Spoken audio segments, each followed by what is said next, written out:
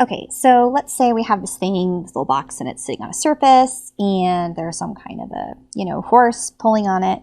That's supposed to be a P. And we are told by the statics gods that this is in impending motion. We're like, great. So it's going to say the magic words, which is impending motion. And then what we're going to do is we are going to be able to say, okay, so then instead of saying the force of friction, I can straight up label this mu sub s times n.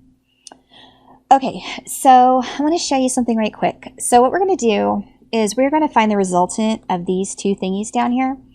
And so, just in general, like if I have a, whatever, an n, and I have I'm going to try to not draw them the same length because that just makes it seem like it's cooler than it is. So if I have n and mu sub s times n, and then if I kind of do like parallelogram rule, chirp, like that's like way back in the day, then the resultant is going to look like this, like that. Yay! That's very exciting, isn't it? And I'm going to label this angle up here like, I guess, just phi or whatever. Okay, so this side of this parallelogram is also mu sub s times n. So what we can say is, okay, so this tangent of this stupid angle that I just made up resultant for no reason is going to be opposite over adjacent. And then you go, oh, yay, look, tangent phi is equal to mu sub s. That's it. Yay. Okay. And so this thing here is called the angle of static friction. And you're like, that's kind of not worthy of an entire video to itself. But this is super cool. Okay. So the reason that the angle of static friction is kind of neat is like, let's say that we have this like, whatever, ramp thingy. It's like a physics 1 problem. And we got this box here. It's doing this little box thing. That was not a very good box. Okay. And we've got a weight coming down. And this is at some unknown theta. And let's see. So we can draw in a normal force because it's just kind of falling on its own. So we're going to draw in a normal force over here. And again, there's going to be some kind of a frictional force here, the frictional force. All right. So I don't need that P thing here to drag it down because gravity is going to do that for me. Okay, and then the magic statics gods come in here and they say it's going to have impending motion down the ramp. And you're like, awesome.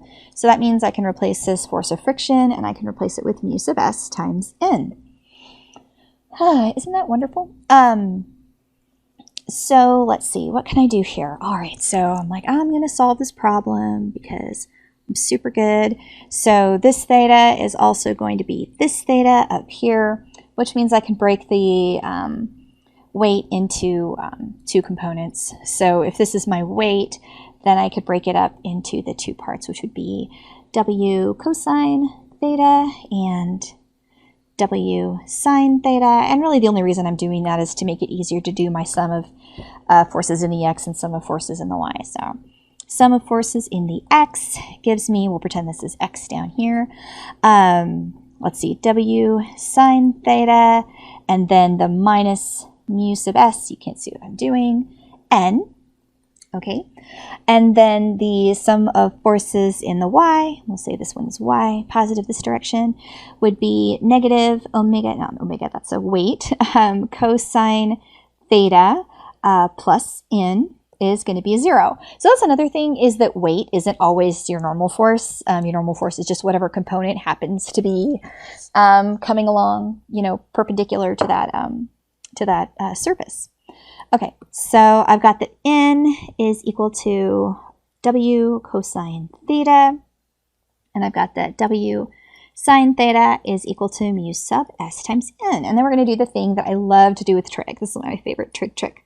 So I'm going to take W cosine theta is equal to n, and W sine theta is equal to mu sub s n. And I'm going to divide the two equations by each other. So on the left, the w's cancel out, and sine over cosine becomes tangent of theta. And on the right, the n's cancel out. And so we're ended up with mu sub s. And you're like, wait a second, that's the same stupid thing that I had before. And so basically what that means, see, right, the angle of static friction is the same thing as the angle at which you get impending motion. So that's kind of the point, is the angle of static friction. Sorry, I think I said that funny. The angle of static friction, it's going to be that angle at which something is about to slide down. And so you actually could find the coefficient of static friction by different surfaces by just raising this theta up and up and up and up. And whenever you start to see it about to slide, that means you just exceeded the angle of static friction. And this is a pretty interesting thing, because you'll see this in problems they have you work out. It's like, oh, you've got a something on a ramp of some kind. And if they want to make it look really complicated, it'll be like this weird shape and blah, blah, blah, blah, blah, blah, blah, blah, blah, blah, blah, blah, but it has a center of mass like right here or whatever. And it's got all this weird geometry and like all these weird things that you have to do. And then it'll say the coefficient of static friction between the two surfaces, that at what angle, blah, blah, blah, for it to slide down the ramp or be about to slide for impending motion. And then you'll see everyone else in the test like get really like stressed out and start to do all this like calculations and moment equations and blah, blah, blah. And you just do this where you go. So I'm going to take the inverse tangent of that, and then that's going to give me the theta, and then I'll be done with that problem.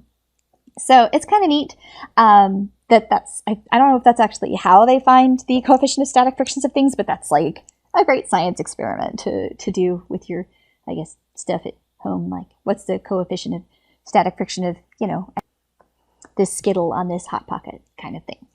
Awesome.